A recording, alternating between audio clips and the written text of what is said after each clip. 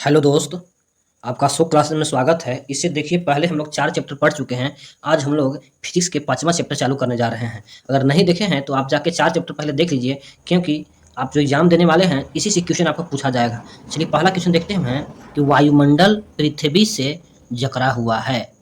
क्या जकड़ा हुआ है? तो ऑप्शन ए सही होगा, गुरुत्व बल द्वारा वायुमंडल पृथ्वी से जकड़ा हुआ है। दूसरा क्वेश्चन देखिएगा, एकांक दूरी पर स्थित दो एकांक द्रव्यमानों के बीच आकर्षण बल कहलाता है। क्या कहलाता है? ऑप्शन नंबर डी सही होगा, सार्वत्रिक गुरुत्वीय नियतांक, जिसको कैपिटल जी भी बोलते हैं। चलिए तीसरा नंबर देखते हैं क्वेश्चन, चंद्रमा के पृष्ठ के निकट मुक्त रूप से गिरते विभिन्न द्रव्यमान के दो पिंड, ऑप्शन नंबर ए सही होगा, के वेग किसी भी क्षण समान होंगे। चंद्रमा के पृष्ठ के निकट मुक्त रूप से गिरते विभिन्न द्रव्यमानों के दो पिंड के वेग जो है किसी भी क्षण समान होंगे। 4 नंबर देखिएगा, गुरुत्वीय त्वरण का मान पहले पता करना है। गुरुत्वीय त्वरण का मान क्या होगा, बढ़ेगा घटेगा, कौन ऑप्शन सही है? देखिएगा, विषुवत वृत्त ध्रुव पर समान होता है, गलत है। ध्रुव पर न्यूनतम होता है, गलत है। ध्रुव पर सबसे अधिक होता है, विषुवत वृत्त पर न्यूनतम होता है, यानी कि ऑप्शन नंबर सी सही है कि विषुवत वृत्त पर न्यूनतम होता है। 5 नंबर देखिएगा आप, कि दो पिंडों के बीच गुरुत्वाकर्षण बल F है। दोनों पिंड के दरम्यान उनके बीच की दूरी को समान रखते हुए आधा कर दिया जाए तो गुरुत्वाकर्षण बल हो जाएगा। तो F/4, देखिए F/4 कैसे हो जाएगा, आप समझिए पहले कि F/4 जो है से कैसे हो जाएगा। देखिए इसका हम फॉर्मूला लिख रहे हैं आपको कि होता क्या है कि F बराबर G m1 इंटू m2 बटा r²। तो क्या बोल रहा है, द्रव्यमान, दोनों पिंड को द्रव्यमान उनके बीच की दूरी को समान रखते हुए आधे कर दिया जाए। दूरी को समान रखते हुए क्या करना है, द्रव्यमान को आधे कर दीजिएगा। तो 2 से 4 से नीति होगा। तो गुरुत्वाकर्षण बल जब ये r² यहाँ पर आएगा ऐसे, F r² और m 2 इंटू 2 4, यानी कि F/4 ए हो जाएगा। 6 नंबर देखिएगा आप, कि r त्रिज्या की पृथ्वी केंद्र पर किसी पिंड का भार क्या होता है? ऑप्शन ए 0 होता है। r त्रिज्या की पृथ्वी के केंद्र पर किसी पिंड का भार 0 होता है। 7 नंबर देखिएगा, कोई सेब किसी वृक्ष से पृथ्वी और सेब के बीच गुरुत्वाकर्षण बल के कारण गिरता है। यदि पृथ्वी द्वारा सेब पर आरोपित बल का परिमाण F1 है तथा सेब द्वारा पृथ्वी पर आरोपित बल का परिमाण F2 है, तो जानते हैं कि F1 इस पर बल लगाएगा, F2 इस पर बल लगाएगा, दोनों बराबर बल लगाते हैं, इसलिए ऑप्शन डी सही हो जाएगा। F1 और F2 दोनों बराबर होते हैं। 8 नंबर देखिएगा, कोई लड़का डोरी से बंधे पत्थर को किसी क्षैतिज वृत्ताकार पथ में घुमा रहा है। यदि डोरी टूट जाए तो वह पत्थर क्या होगा? ऑप्शन नंबर सी सही होगा, वृत्ताकार पथ पर किसी सरल रेखीय स्पर्शी के अनुदिश गति करेगा। 9 नंबर देखिएगा, किसी पिंड को बारी बारी से विभिन्न घनत्व के 3 द्रवों में रखा जाता है। वह पिंड D1 है पहला, दूसरा D2 है, तीसरा D3 है। घनत्वों के द्रवों में क्रमशः 1/9, 2/11, 3/7 भाग को द्रव से बाहर रखते हुए तैरता है। घनत्व के विषय में कौन सा कथन सही है? डी सही है, यानी कि सबसे अधिक घनत्व 3/7 का होगा। देखिएगा 1/9 पहला है, दूसरा 2/11 है, तीसरा 3/7 है। जब आप निकालिएगा देखिए कि D1 का सबसे कम घनत्व होगा, इसके बाद D2 का होगा, यानी सबसे अधिक D3 का 3/7 का होगा। 10 नंबर देखिएगा, F बराबर G(m)/d²। में G क्या है? तो G जो है ऑप्शन डी प्रकृति का सार्वत्रिक नियतांक है। 12 नंबर देखिएगा, कि गुरुत्वाकर्षण के नियम में G का मान किस पर निर्भर करता है, ये पूछ रहा है आपसे। तो डी हो जाएगा, पृथ्वी के द्रव्यमान और त्रिज्या पर निर्भर करता है। क्यों? कि F बराबर जानते हैं आप कि G m1 इंटू m2/r²। तो यहाँ से G का जब मान निकालिएगा तो F हो जाएगा into r² m1 into m2, यानी कि G और m1 और m2 पर निर्भर करता है G का मान। 12 नंबर देखिएगा, कोई लड़की 60 सेंटीमीटर लंबे, 40 सेंटीमीटर चौड़े तथा 200 मीटर ऊंचे किसी बॉक्स पर 3 ढंग से खड़ी होती है। बॉक्स द्वारा लगाया गया दाब क्या होगा? ऑप्शन नंबर बी सही होगा, तब अधिकतम होगा जब आधार चौड़ाई और ऊंचाई से बना है। 13 नंबर देखिएगा, कि दो कण कुछ दूरी पर रखे हैं। यदि दोनों कणों के द्रव्यमान दोगुने कर दिए जाए तो उनके बीच की दूरी अपरिवर्तित रखे तो इनके बीच का गुरुत्वाकर्षण बल क्या होगा? तो इनका गुरुत्वाकर्षण बल 4 गुना हो जाएगा। गुरुत्वाकर्षण बल को F से मान रहा है यहाँ पर, तो m1 इंटू m2 बटा आर स्क्वायर। तो द्रव्यमान दुगुना कर रहा है, तो 2 गुने 2 m1 इंटू 2 m2 दोनों का गुना कीजिएगा तो 4 आ जाएगा, 4 गुना हो जाएगा। 14 नंबर देखिएगा, किसी पिंड का वायु में भार 10 न्यूटन है, जल में पूरा डुबाने पर इसका भार केवल 8 न्यूटन है। पिंड द्वारा विस्थापित जल का भार होगा, क्या होगा? 10 न्यूटन है, ऐसे ही है, हवा में है, लेकिन पानी में जब इसको डुबाइएगा तो 8 न्यूटन है। तो कितना न्यूटन का अंतर हो जा रहा है? 2 न्यूटन का, इसलिए ऑप्शन नंबर ए हो जाएगा। 15 नंबर देखिएगा कि भार का एसआई इकाई क्या है? भार का एसआई मात्रक न्यूटन होता है। 16 नंबर देखिएगा, निम्नलिखित में से कौन सा कथन असत्य है? कौन सा कथन असत्य है आपको देखना है, देख लीजिएगा। आपका ऑप्शन नंबर डी जो है से इनमें से कोई नहीं, सभी क्या है यानी कि सही है। तो सही सभी कथन देख लीजिए। पृथ्वी और चंद्रमा पर स्थित दो द्रव्यमान m1 और m2 जो कि दूसरे से दूरी r दूरी पर है कि मध्य गुरुत्वाकर्षण बलों का अनुपात 1:1 है, सही है।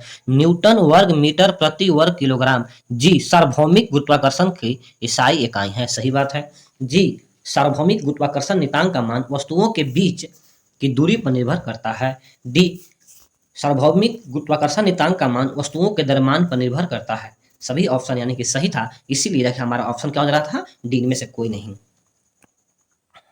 आगे देखिएगा 17 नंबर कि पृथ्वी की सतह पर गुरुत्वाकर्षण के कारण त्वरण का मान क्या होता है? यानी कि स्मॉल जी का मान जो होता है 9.8 मीटर पर सेकेंड स्क्वायर होता है, यानी कि ऑप्शन डी। 18 देखिएगा, बोल रहा कि निम्नलिखित तथ्यों में कौन सा गुरुत्वाकर्षण के सार्वभौमिक नियम द्वारा समझाया नहीं गया है? यानी कि ऑप्शन नंबर बी जो है से ग्रहों के चारों ओर सूर्य की गति को गुरुत्वाकर्षण के नियम द्वारा नहीं समझाया गया है। 19 नंबर देखिएगा, गुरुत्वाकर्षण नियतांक जी का मान क्या होता है? यानी कि ऑप्शन नंबर डी हो जाएगा 6.6734 गुने 10 के पावर -11 न्यूटन मीटर स्क्वायर पर केजी स्क्वायर होता है। आगे 20 नंबर देखिएगा, ब्रह्मांड में किन्हीं दो निकायों के बीच गुरुत्वाकर्षण बल किन पर निर्भर करता है? नहीं करता है, पूछ रहा है दोस्तों, निर्भर नहीं करता है, तो उनके द्रव्यमानों का योग पर निर्भर नहीं करता है। आप देखिएगा कि F बराबर जी m1 इंटू m2 बटा आर स्क्वायर। देखिए गुणनफल पर निर्भर कर रहा है, त्रिज्या पर कर रहा है, लेकिन योग पर नहीं ना होगा। गुरुत्वीय स्थिरांक जी तो है, ये है, इस पर तो निर्भर करेगा ही करेगा। आगे देखिएगा 21 नंबर कि दो वस्तुओं के बीच की दूरी यदि 2 गुना कर दिया जाए तो इनके बीच बल पर क्या प्रभाव पड़ेगा? गुरुत्वीय बल 4 के गुणन में कम हो जाएगा। 22 नंबर देखिएगा कि दिए गए कथन ए और बी है, कौन सा कथन सत्य है? गुरुत्वाकर्षण बल क्या है? तो देखिएगा आप कि ऑप्शन नंबर ए बोला कि दो वस्तुओं के द्रव्यमान के गुणना का सीधा अनुपातिक होता है, सही में होता है अनुपातिक। अब देखिएगा कि F बराबर समानुपातिक m1 इंटू m2 बटा आर स्क्वायर। जब यहाँ से समानुपात हटेगा तो क्या आ जाता है? जी m1 इंटू m2 बटा आर स्क्वायर। तो क्या बोल रहा है? दो वस्तुओं के द्रव्यमान के गुणन का सीधा अनुपातिक होता है, अनुपातिक होता है। दो वस्तुओं के बीच की दूरी के वर्ग के नहीं, ये अनुपातिक नहीं, क्या होता है? व्युत्क्रमानुपाती होता है, यानी कि ऑप्शन बी तो गलत है। तो सत्य पूछ रहा था तो यही सत्य होगा। तो ये ऑप्शन में कौन है? देख लीजिए, देखिएगा कि ए सत्य है और बी असत्य है। 23 नंबर देखिएगा कि सावर्तिक गुरुत्वाकर्षण नियतांक जी का एसआई मात्रक क्या होगा? तो क्या होता है? Option B newton meter square पर केजी स्क्वायर। यदि धरती की घूमने की घूर्णन बढ़ा दी जाए तो भूमध्य पर पिंड का वजन क्या होगा? घट जाएगा। फिर से देख लीजिए, यदि धरती की घूमने की गति घूर्णन बढ़ा दी जाए तो भूमध्य रेखा पर पिंड का वजन क्या होगा? घट जाएगी। हम लोग 25 देखेंगे कि ब्रह्मांड की प्रत्येक वस्तु पर बल के साथ प्रत्येक अन्य वस्तु को आकर्षित करती है, जो होता है ऑप्शन ए होगा उनके द्रव्यमान के गुणन के अनुपातिक और उनके बीच की दूरी के वर्ग के व्युत्क्रमानुपातिक होता है। यानी कि द्रव्यमान के देखिएगा कि F बराबर समानुपातिक m1 इंटू m2 और आर स्क्वायर के व्युत्क्रमानुपाती होता है। देखिए उनके द्रव्यमान के गुणन के अनुपातिक हो गया, अब इनके बीच के दूरी के वर्ग के व्युत्क्रमानुपाती हो गया, 1/, में आ गया। तो 26 देखिएगा आप, यदि दो वस्तुओं के द्रव्यमान को 3 गुना कर दिया जाए तो दोनों वस्तुओं के बीच बल होगा, क्या होगा? 9 गुना हो जाएगा। 3 गुना कर दिया गया है। तो आप जानते हैं कि m1 2 बार आता है। क्या आता है? F बराबर G m1 इंटू m2 बटा आर स्क्वायर। तो 3 गुना जब कर दीजिएगा, जब 3 इंटू 3 9 हो जाएगा, तो 9 गुना 27। देखिएगा आप कि गुरुत्वाकर्षण बल खाली स्थान वस्तुओं के बीच मौजूद होता है, परंतु इसे तब तक महसूस नहीं किया जा सकता जब तक कि वस्तुओं का द्रव्यमान बहुत अधिक है, जैसे ग्रहों में नहीं होता है। तो ऑप्शन बी, प्रत्येक और हरेक में वस्तुओं के बीच मौजूद होता है गुरुत्वाकर्षण बल, सभी के बीच मौजूद होता है। ठीक है ना। निम्नलिखित कथन गलत को पहचानना है हमको, कौन कथन गलत है। तो देखिएगा कि गुरुत्वीय त्वरण पिंड के रूप में आकृति एवं द्रव्यमान पर निर्भर करता है कि नहीं। देखिएगा गुरुत्वीय त्वरण, गलत कथन को चुनना है। गुरुत्वीय त्वरण जी पिंड के रूप में आकृति एवं द्रव्यमान पर निर्भर नहीं करता है, सही बात है। गुरुत्वीय त्वरण जी ध्रुव पर अधिक होता है, यानी कि स्मॉल जी का मान ध्रुव पर अधिक होता है, भूमध्य रेखा पर न्यूनतम होता है। हमारा ऑप्शन डी गलत है। देखिए कैसे, यदि लिफ्ट किसी त्वरण से ऊपर की ओर जा रही है तो किसी पिंड का आभासी भार उसके वास्तविक भार से कम नहीं अधिक होता है। चलते हम लोग 29 नंबर, निम्नलिखित में से कौन सा कथन असत्य है। देखिएगा जी का मान चंद्रमा पर पृथ्वी पर उसके मान के समान ही होता है, सही बात है कि नहीं। कैपिटल जी का मान हमेशा सभी जगह का होता है, बराबर होता है, सही कथन है। 1 मीटर की दूरी पर रखे गए 2 kg वाले दो द्रव्यमान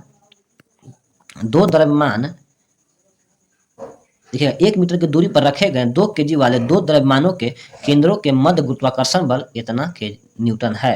तो सही ऑप्शन है कि नहीं, सही ऑप्शन है। जब हल करके निकालिएगा तो आपको इतना ही आ जाएगा। बल दो वस्तुओं के मध्य की दूरी के वर्ग के व्युत्क्रमानुपाती होता है, सही ऑप्शन है। यानी कि हमारा डी जो है से यह क्या है, गलत दिया है। यानी कि सी, दो वस्तुओं के मध्य गुरुत्वाकर्षण बल के बीच की दूरी को आधा कर देने पर दोगुना हो जाता है, नहीं आधा हो जाता है।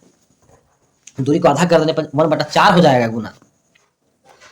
30 नंबर देखिएगा, जब एक पत्थर किसी स्प्रिंग तुला पर बांधा हुआ है, निम्नलिखित में स्थितियों में कौन से स्प्रिंग तुला के रीडिंग में सबसे कम भार दिखाएगा। ऑप्शन नंबर सी हो जाएगा, जब वह पत्थर किसी बीकर में लिए पानी में पूरा तरह से निमज्जित यानी कि डूब जाएगा तो रीडिंग कम हो जाएगा। 31 नंबर देखिएगा, जब सीधे ऊपर की ओर फेंका गया पत्थर शीर्ष पर पहुंचता है तो उसका वेग 0 होता है, तो त्वरण लगभग 10 मीटर पर सेकंड स्क्वायर होता है। 32 नंबर देखिएगा, 32 नंबर, कब कहा जाएगा कि कोई पिंड मुक्त रूप से गिर रहा है। ऑप्शन सी सही होगा, जब इस पर केवल गुरुत्व बल कार्य कर रहे हैं तब कहेंगे कोई पिंड मुक्त रूप से गिर रहा है। 33 नंबर देखिएगा, चंद्रमा पर आवाज क्यों नहीं सुना जाता है, क्योंकि वहां पर तो वायुमंडल होता ही नहीं है। तो सी नंबर सही होगा, चंद्रमा पर कोई वायुमंडल नहीं है और ध्वनि बिना माध्यम की यात्रा नहीं कर सकता है।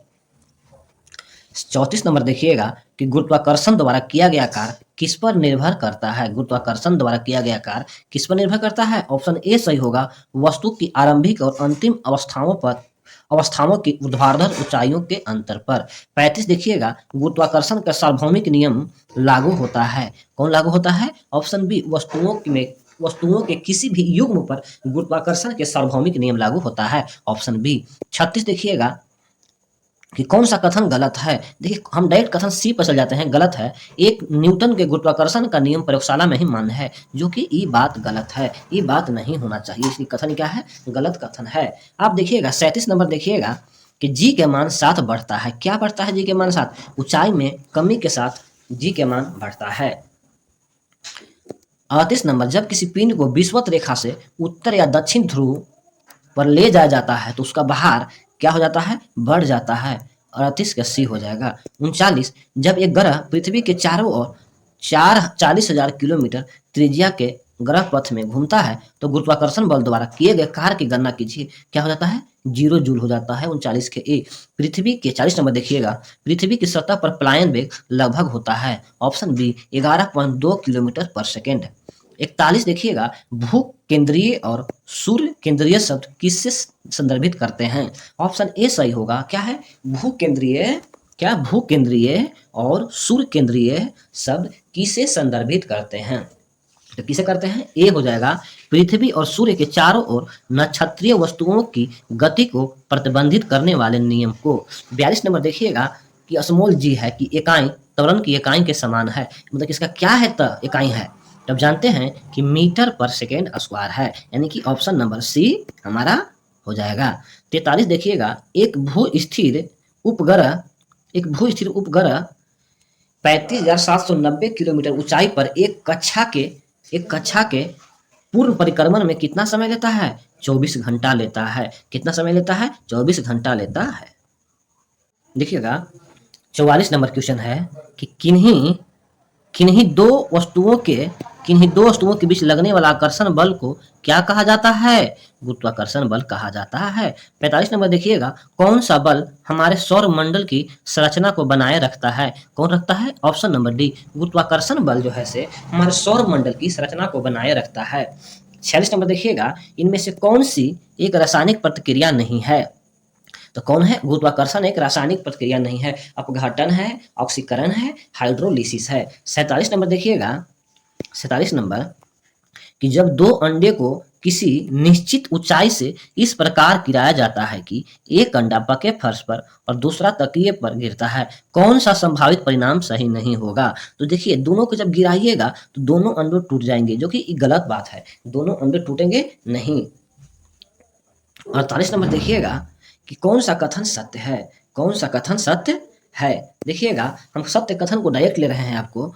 हमारा बी और सी जो है से दोनों कथन सत्य है। माउंट एवरेस्ट पर जी का मान नॉर्मल 9.8 होता है, उससे हमेशा कम होगा। जैसे जैसे ऊंचाई बढ़ेगा जी का मान क्या होता है? घटते चला जाएगा। एक गेंद को लंबवत फेंकने पर 15 सेकंड के बाद जमीन पर वापस आती है, इसका वेग 75 मीटर पर सेकेंड होगा। सही बात है, यानी कि बी और सी सही है। तो यानी कि हमारा ऑप्शन कौन सही होगा? हमारा बी सही हो जाएगा। 49 नंबर देखिएगा, मुक्त रूप से गिरने के दौरान पिंड किस स्थिति में होता है? भारहीनता। मुक्त रूप से गिरने के दौरान पिंड किस स्थिति में होता है? भारहीनता। Option number A. 50 नंबर देखिएगा, गुरुत्वाकर्षण की वजह से उत्पन्न होने वाले त्वरण का मान निर्भर नहीं करता है। ऑप्शन बी, नीचे गिरने वाली वस्तु का द्रव्यमान पर त्वरण का मान निर्भर नहीं करता है, नहीं होता है।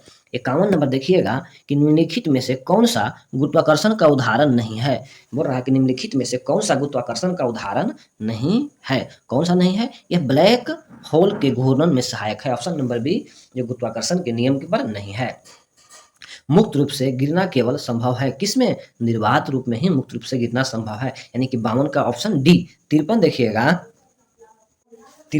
पृथ्वी के चारों ओर चंद्रमा की गति खाली स्थान होती है। क्या होती है?